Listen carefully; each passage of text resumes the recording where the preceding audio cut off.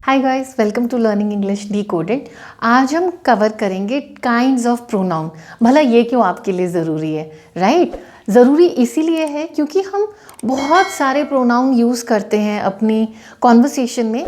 तो थोड़ी सी ये अंडरस्टैंडिंग कि कब कौन सा इस्तेमाल होगा, सिर्फ ये जान लेना कि 9 और 10 काइंड्स ऑफ प्रोनाउन होते हैं, वो भी आज क्लियर हो जाएगा कि एक्चुअली कितने होते हैं। कोई 9 कहता है, कोई 10 कहता है, एक्चुअली 9 होते हैं। और जो पर्सनल प्रोनाउन है उसमें 3 एडिशनल होते हैं, सब्जेक्टिव, ऑब्जेक्टिव एंड पोजेसिव। सारे आज कवर करेंगे। तो सिर्फ काइंड्स ऑफ प्रोनाउन 9 और उनके नेम्स जान लेने से हमारा काम नहीं चलेगा। अच्छी इंग्लिश बोलने और लिखने के लिए आपको ये भी जानना ज़रूरी है कि इन प्रोनाउन के क्या फंक्शन है, कहाँ पर इस्तेमाल होते हैं और कौन से होते हैं ये प्रोनाउन, राइट? स्टार्ट करते हैं। सबसे पहला सर्वनाम जो है पर्सनल प्रोनाउन, व्यक्तिवाचक सर्वनाम। अब व्यक्तिवाचक से समझ जाइए कि जो व्यक्ति के बारे में बात कर रहे हैं। तो किसी भी बातचीत में कितने पर्सन हो सकते हैं? 3। पहला जो बात कर रहा है, दूसरा जो बात सुन रहा है और तीसरा जिसके बारे में बात हो रही है, राइट? अब ये जो व्यक्ति है ये सिंगुलर भी हो सकता है और प्लूरल भी हो सकता है, सब्जेक्ट भी हो सकता है, ऑब्जेक्ट भी हो सकता है। तो इसको कैसे कन्फ्यूजन को क्लियर करें? घबराइए मत, ये रहा आपके लिए टेबल। इसको अगर आप नोट कर लेते हैं और जहाँ पर आप मैं, मेरा, तुम्हारा, इसका, उसका ये इस्तेमाल करना है, तुम्हारा इस्तेमाल करना है, तुम्हारी इस्तेमाल करना है, हमारा इस्तेमाल करना है, इसकी जगह कौन से वर्ड्स आपको यूज़ करने हैं, कौन से सर्वनाम यूज़ करने हैं, वो लिख दिए गए हैं। जैसे मैं बोल सकती हूँ ना, फर्स्ट पर्सन, यानी कि अगर मैं सिंगल हूँ तो अगर मैं एक पर्सन के बारे में अगर बात कर रही हूँ तो मैं हिंदी में बोल सकती हूँ, मैं ये पसंद नहीं करती, मेरा नाम ये है, मुझे ये पसंद नहीं है। ठीक है, तो 3 आ गई ना, मैं, मेरा, मुझे। इंग्लिश में इस टेबल में सब कवर। प्लीज़ देख लीजिएगा, first person, second person, third person, singular, plural, तीनों में कॉमन। मज़ेदार टिप, फर्स्ट और सेकंड पर्सन तक जेंडर डिफरेंशिएट नहीं होता। लड़की के लिए, लड़के के लिए सेम प्रोनाउन यूज़ होता है, आई, मी, माइन, लड़का, लड़की सेम। ठीक है, थर्ड पर्सन में जाते ही हिज, हर, दे, इट, इसमें चला जाता है। ठीक है, please take note of this. Subject में फर्स्ट पर्सन सिंगल है तो आई, प्लूरल है तो वी, ऐसे ही ऑब्जेक्ट में मी और us and further. Second person you and yours, सबसे आसान है, सिंगल है तब भी यू, प्लूरल है तब भी यू। ठीक है, और थर्ड पर्सन में आ जाएगा he, she, him, her, his, hers, right? तो अब आप कभी भी फर्स्ट, सेकंड, थर्ड पर्सन कर्ता वाले केस में बात कर रहे हैं या ऑब्जेक्ट केस में बात कर रहे हैं या पोजेसिव में बात कर रहे हैं तो इन प्रोनाउन को आपको यूज़ करना है, राइट? अब आता है हमारा इंटेरोगेटिव प्रोनाउन, यानी कि प्रश्नवाचक सर्वनाम, जिसमें हम सवाल पूछ रहे होते हैं। बहुत सिंपल है, हम सवाल किस तरीके से पूछ सकते हैं, कुछ एक मैंने आपके लिए लिखे हैं, हु, हुज, हुम, विच, व्हाट। मज़ेदार बात यह है कि आपका हु, हुज और हुम, ये जब आप सवाल पूछेंगे तो ये किसी ना किसी व्यक्ति से संबंधित सवाल होंगे, तब ये इस्तेमाल होंगे। विच का जो प्रयोग है वो किसी व्यक्ति के लिए भी या वस्तु के लिए, दोनों के लिए इस्तेमाल हो सकता है। What is generally a very simple question which is directed towards a person about doing something। ठीक है, इनको एक एक करके पकड़ते हैं।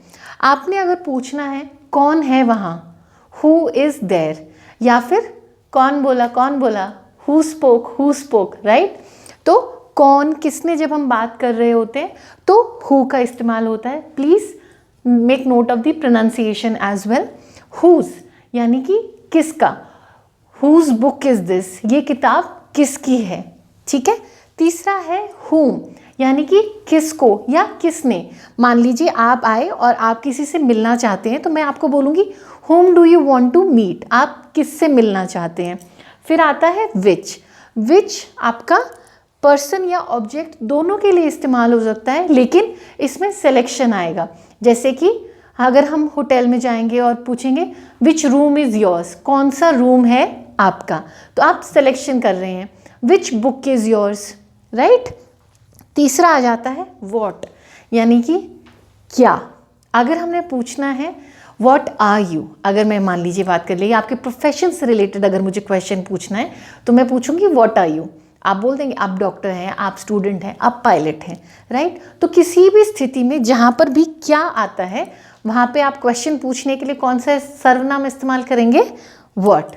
I hope it's clear, let's move.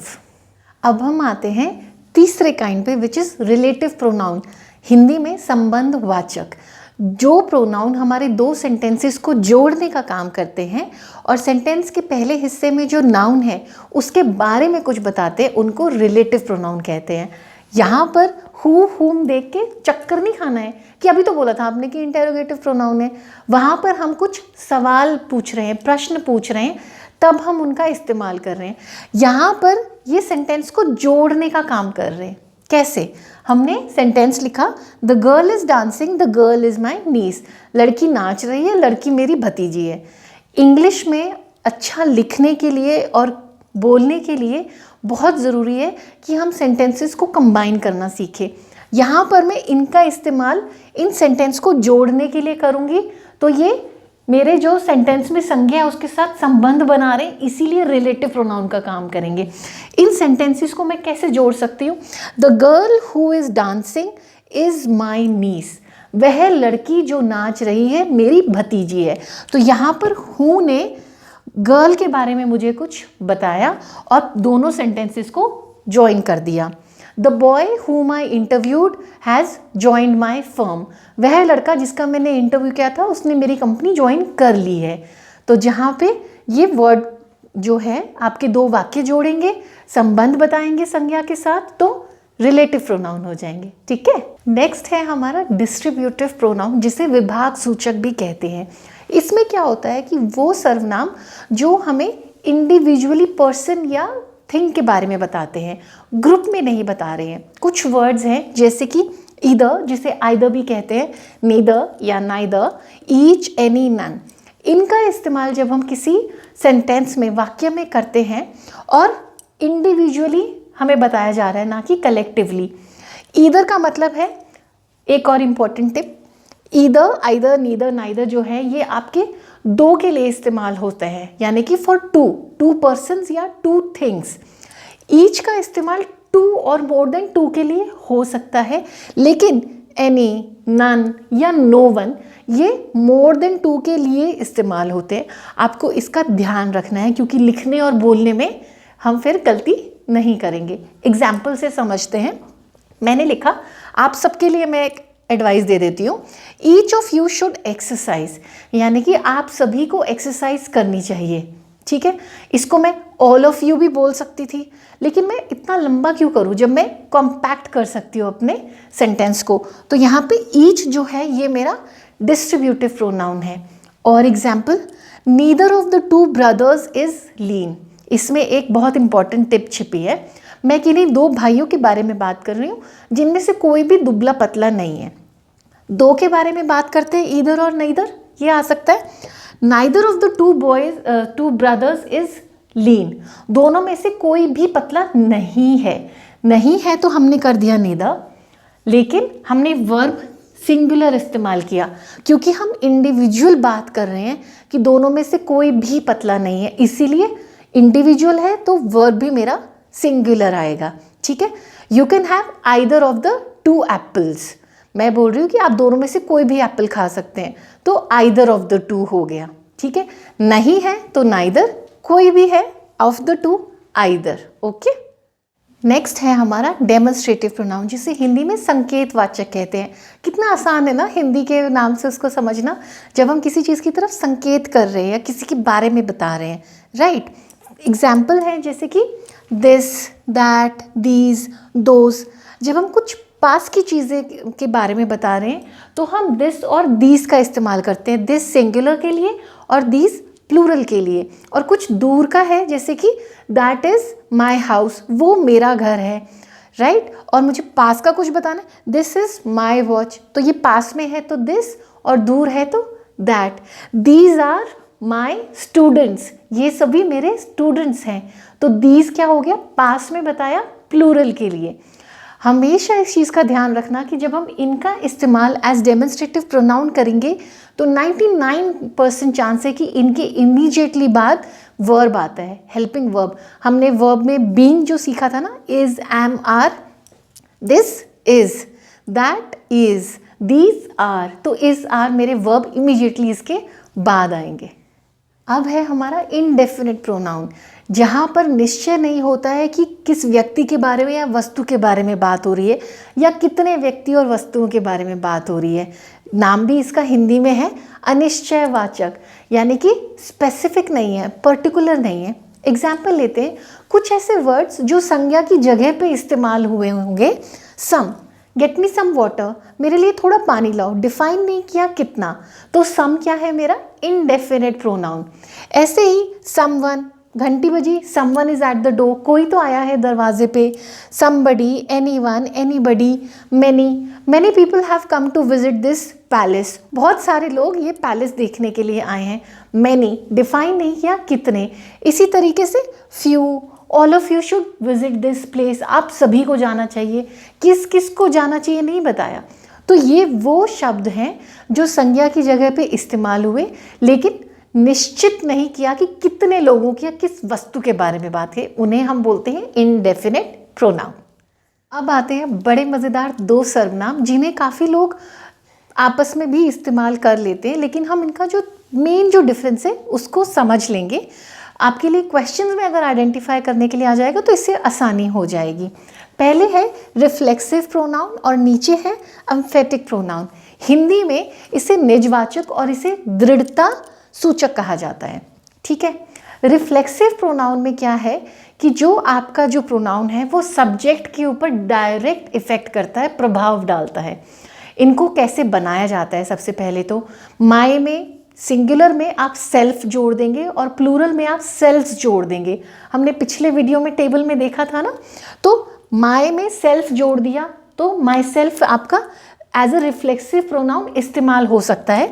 जैसे कि मैं लिख देती हूँ, आई हर्ट माई सेल्फ, मेरे अपने आप को मुझे चोट लग गई। ठीक है, आई हर्ट माई सेल्फ, मैंने खाना बना रही थी, चक्कू लग गया, फिंगर कट गई, तो मैं क्या बोलूँगी? आई हर्ट माई सेल्फ।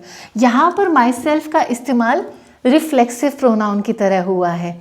लेकिन अगर मैं बोलूँ I myself cooked the food, I myself prepared the dinner, मैंने खुद ने, तो यहाँ पर अगर आई माई सेल्फ का इस्तेमाल होता है तो ये हो जाएगा आपका emphatic pronoun. I hope it is clear to you.